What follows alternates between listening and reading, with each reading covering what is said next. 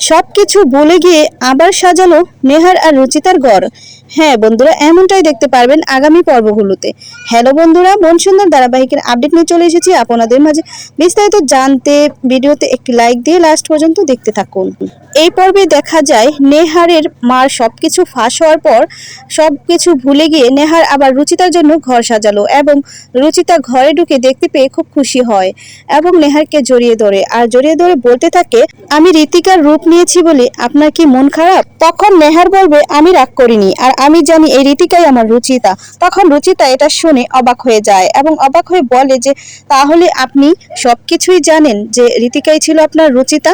তারপর নেহার মাথা নাড়িয়ে বলে হ্যাঁ। তারপর রুচিতা বলে, তারপরও আমাকে বলেননি কেন? তখন বলে, আমি চাইনি যে তোমাকে আমি ইচ্ছে করে বলতে, তুমি নিজে থেকে বললে আমি হয়তো বলতাম। নেহার আরো বলে যে আমার রুচিতাকে চিনতে আমি ভুল করব না।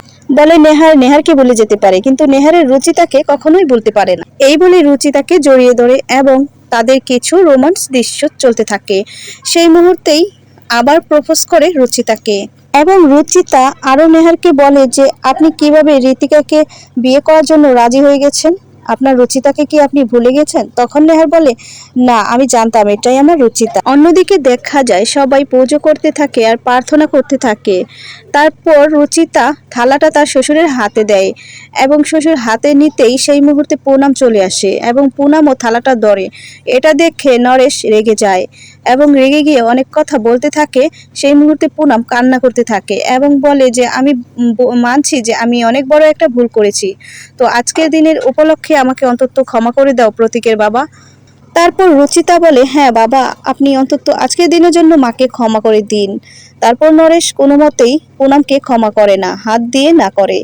তো বন্ধুরা, আজকের আপডেট এ পর্যন্তই। পরবর্তী আপডেট পেতে আমাদের চ্যানেলটি সাবস্ক্রাইব করে পাশে থাকা বেল বাটনটি অন করে দিন। আর ভিডিওটি লাস্ট পর্যন্ত দেখার জন্য অসংখ্য ধন্যবাদ। ভালো থাকবেন, সুস্থ থাকবেন। আসসালামু